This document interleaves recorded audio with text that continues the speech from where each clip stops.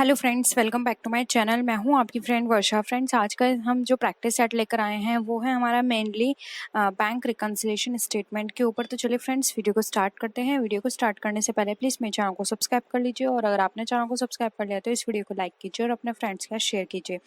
Start करते हैं। देखिए question, the credit balance in the bank account is. अब जो क्रेडिट बैलेंस है जो बैंक अकाउंट में, वो हमारा क्या शो करता है।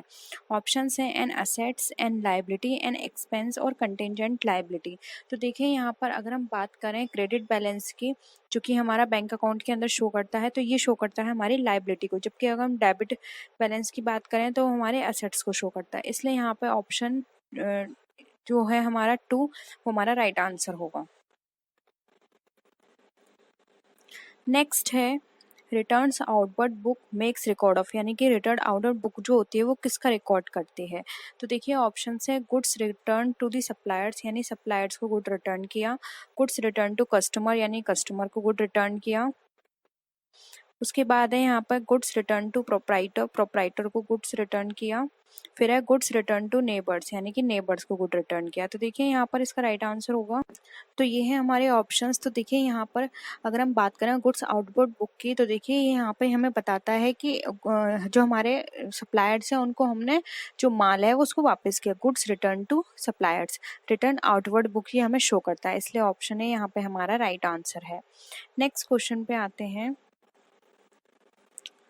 नेक्स्ट क्वेश्चन है हमारा, cash book prepared on impressed system in.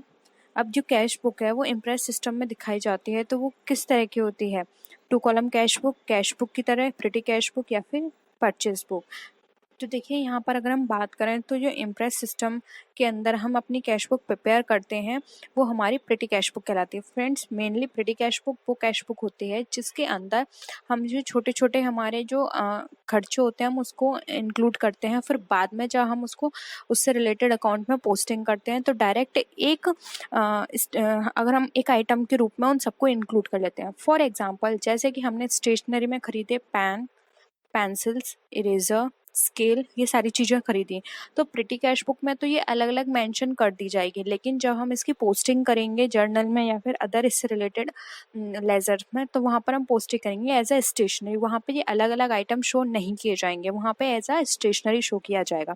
Petty cash book का मेन पर्पस होता है जैसे जो भी एक्सपेंस हो रहा है उसको उसी टाइम रिकॉर्ड करना, ठीक है, क्योंकि छोटे छोटे खर्चे ऐसे होते हैं बाद में हम भूल जाएंगे, तो प्रिटी कैश बुक में उसी टाइम नोट कर लिए जाते हैं। फिर बाद में जब उसको उससे रिलेटेड जो पोस्टिंग होती है, जब वहाँ पर उसको ट्रांसफ़र किया जाता है तो एक बड़े हेड में उन सारे छोटे खर्चों को एक बड़े अमाउंट में लिख दिया जाता है, तो वो हमारा प्रिटी कैश बुक इसमें मदद करता है, ठीक है। तो एक तरह से ये यहाँ पर क्या हो गया, छोटे छोटे खर्चे हम भूले भी नहीं और साथ ही साथ हमारी पूरी हमारे पास इंफॉर्मेशन भी है। कभी हमें पता चले कि फॉर एग्जांपल स्टेशनरी है वो हमारी ज़्यादा अमाउंट की आ गई, तो हम बाद में एज अ रेफरेंस देख सकते हैं कि इस स्टेशनरी में एक्चुअल में हमने कौन कौन से आइटम परचेज किए हैं, ठीक है। तो ये था हमारा petty cash book, option 3 right answer है। नेक्स्ट आते हैं, the statement send along with purchase return is. अब खरीद रिटर्न के साथ भेजा गया बयान क्या कहलाता है। Credit note, bills payable book, debit note, या फिर परचेस रिटर्न बुक। तो देखिए यहाँ पर बात की जा रही है एक स्टेटमेंट की, जो कि हम परचेस रिटर्न करते हैं तो उसके साथ हमें एक नोट भेजना होता है, उसको हम क्या बोलते हैं। तो देखिए यहाँ पर इसका राइट आंसर होगा ऑप्शन नंबर ए, जो कि हमारा है क्रेडिट नोट। वो क्रेडिट नोट कहलाता है क्योंकि उस पर पूरा मेंशन होता है कि हमने इतने रुपए का माल सेंड किया है, ठीक है, परचेस रिटर्न किया है। तो ऑप्शन ए यहाँ पे हमारा राइट आंसर हो जाएगा। बिल पेबल बुक में जो भी हम बिल पे करते हैं उसके बारे में मेंशन होता है, तो ये नहीं होगा। डेबिट नोट हमारा जब भी हम किसी भी तरह का कोई भी सेल्स रिटर्न चीज़ होती है तब हम लिखते हैं। और परचेस रिटर्न बुक हमारी परचेस रिटर्न से रिलेटेड होता है, लेकिन वो कोई स्टेटमेंट नहीं होता, स्टेटमेंट में सिर्फ क्रेडिट नोट आएगा, ठीक है। नेक्स्ट आते हैं, bank reconciliation statement is prepared by. अब जो बैंक रिकन्सिलिएशन स्टेटमेंट होता है, ये क्वेश्चन फ्रेंड्स बहुत पूछा जाता है, बहुत सिंपल है। Customer, bank, reserve bank of India, या फिर इधर बी और सी। तो फ्रेंड्स जो बैंक रिकन्सिलिएशन या फिर जिसको आप शॉर्ट में बोलते हो BRS, ये प्रिपेयर किया जाता है कस्टमर ऑफ द बैंक, ठीक है। कस्टमर ये देखता है कि बैंक में जो भी ट्रांजैक्शंस उसके द्वारा किए जा रहे हैं बैंक से, बैंक उसकी सही टाइम पर पोस्टिंग कर रही है या नहीं, या उसके पास जो बुक है पासबुक उसमें सही एंट्री की जा रही है नहीं। तो इन दोनों को मैच करने के लिए वो जो स्टेटमेंट बनाता है उसे बोलते हैं BRS, यानी कि bank reconciliation statement, cash book का पासबुक से मिलान करने के लिए। ठीक है, नेक्स्ट आते हैं फ्रेंड से थोड़ा बड़ा क्वेश्चन है, तो मैं इसका फ़ॉन्ट साइज छोटा कर रही हूँ। तो आई होप आपको क्लियर होगा, या फिर आप 2 बार देख लीजिए। पहले आप क्वेश्चन पढ़ लीजिए। देखिए क्वेश्चन है हमारा, while preparing bank reconciliation statement, checks paid into bank but not yet cleared are, यानी कि जब आप बैंक रिकंसिलिएशन स्टेटमेंट प्रिपेयर करते हैं तो चेक जो आपका बैंक में पेड हो गया है लेकिन वो अभी तक क्लियर नहीं हुआ है। हिंदी में भी देख लीजिए, बैंक सुलह बयान तैयार करते समय बैंक में भुगतान किए गए चेक भुगतान तो कर दिए हैं आपने, लेकिन अभी तक वो क्लियर नहीं हुआ है, यानी कि वहाँ पर सबमिट नहीं हुए एक तरह से बैंक के द्वारा। तो ठीक है, ऑप्शंस देखिए यहाँ पर कौन क्या क्या हो सकता है। 4 ऑप्शंस हैं हमें यहाँ पर। देखिए, added to balance as per cash book to arrive at the balance as per passbook, या फिर deducted to the balance as per cash book to arrive at the balance as per passbook. फिर है divided in the balance as per cash book to arrive at the passbook, और multiplied to the balances as per cash book to arrive at the balance as per the passbook. अब friends यहाँ पर आप देखिए, यहाँ पर इन्होंने 4 options आपको प्रोवाइड किए हैं। ठीक है, तो देखिए 4 ऑप्शंस के अकॉर्डिंग आपने एक चीज़ देखी होगी, जब भी हम BRS बनाते हैं तो या तो वहाँ पर हम चीज़ें ऐड करते हैं या लेस करते हैं, जबकि यहाँ पर क्या है मल्टीप्लाई, तो ये कट गया ऑप्शन। यहाँ में डिवाइड का ऑप्शन दे रखा है तो ये कट गया, क्योंकि ना ही हम कोई भी स्टेटमेंट कोई भी एंट्री होती है उसको डिवाइड करते हैं, ना ही मल्टीप्लाई, सिर्फ ऐड करते हैं या फिर लेस करते हैं कोई भी आइटम। तो अब हमें ऑप्शन ए या 2 में से देखना है। तो देखिए यहाँ पर ये था कि जो चेक है वो बैंक में दे दिया गया है लेकिन वो क्लियर नहीं हुआ है। तो इसका मतलब क्या है कि आपने तो उसको ऐड कर लिया होगा कि अब हमारे अकाउंट में इतने रुपए हो गए, लेकिन सच में तो अभी वो क्लियर हुआ नहीं है, तो अकाउंट में तो अभी उतने रुपए हुए नहीं, तो आपको क्या करना पड़ेगा, डिडक्ट करना पड़ेगा। तो यहाँ पे देखिए ऑप्शन 2 राइट आंसर होगा, deduct to the balance as per cash book और arrive at the balance as per passbook. ठीक है, तो ये आपका ऑप्शन करेक्ट होगा, ऑप्शन 2। आई होप ये भी ऑप्शन आपको क्लियर हुआ होगा। नेक्स्ट आते हैं errors which affect one account can be. अब हमें ऐसे एरर्स बताने हैं जो सिर्फ एक अकाउंट को इफेक्ट करते हैं। तो ऑप्शंस देख लीजिए, errors of omission, error of principle, error of posting, या फिर एरर ऑफ कमीशन। तो देखिए यहाँ पर ये बात कर रहे हैं एक अकाउंट को इफेक्ट करे। तो देखिए फ्रेंड्स, अगर एरर ऑफ ओमिशन होगा तो ये एक अकाउंट से रिलेटेड नहीं है, प्रिंसिपल डबल अकाउंट से रिलेटेड होता है, कमीशन भी नहीं होगा।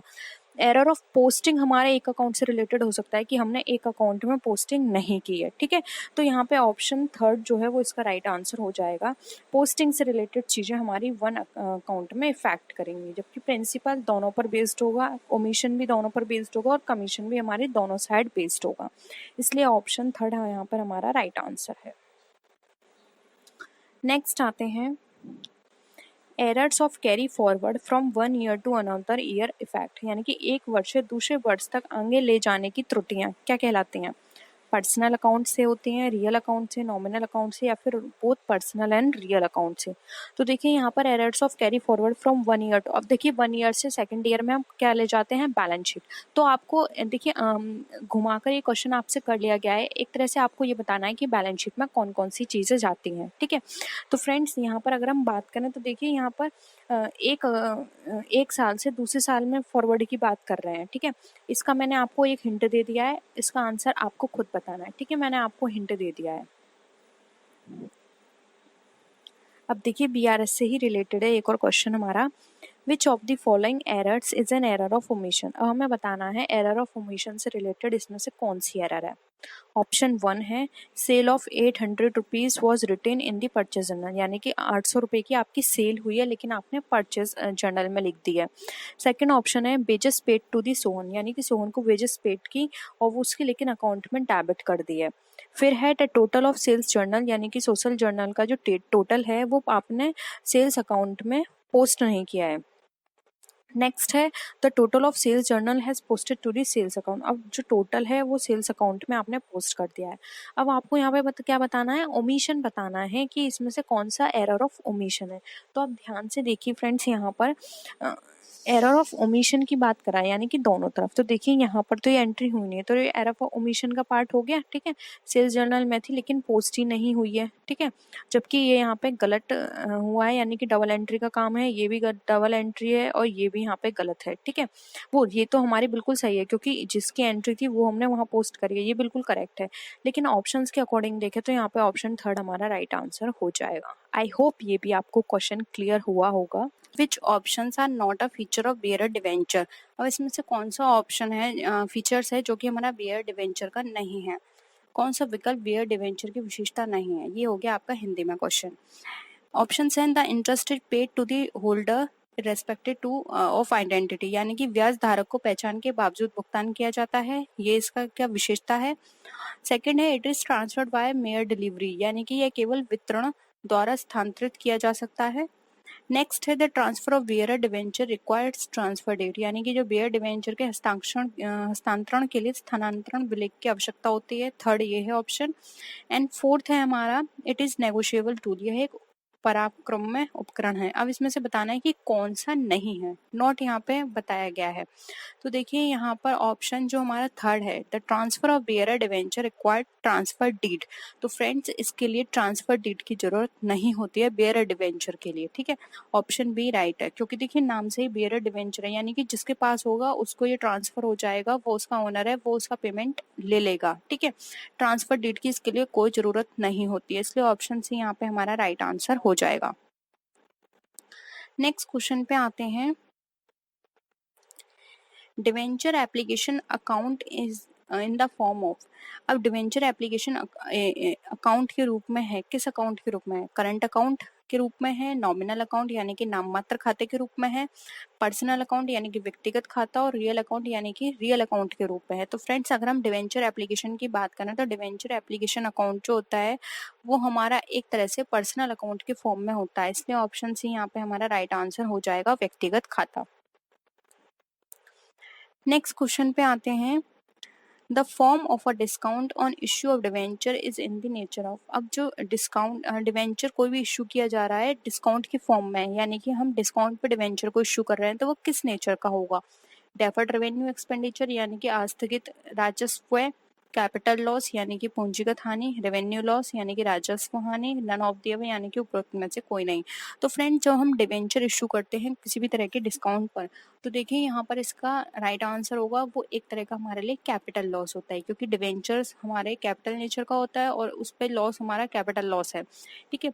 तो ऑप्शन बी यहाँ पे हमारा क्या हो जाएगा, राइट आंसर हो जाएगा। तो आई होप आपको ये क्वेश्चंस क्लियर हुए होंगे। इस वीडियो में हमने हिंदी इंग्लिश दोनों का एक साथ डिस्कशन कर लिया, आपको समझने में भी आसानी हुई और आपकी कंफ्यूजन भी आई होप अब दूर हो जाएगी। और किसी भी तरह की कोई भी क्वेरी हो, आपकी कोई सजेशन देना चाहते हो तो आप कमेंट सेक्शन में बता सकते हैं। तो फ्रेंड्स नेक्स्ट वीडियो में फिर मिलते हैं आपसे और भी अच्छी वीडियोस के साथ, तब तक के लिए टेक केयर, बाय बाय।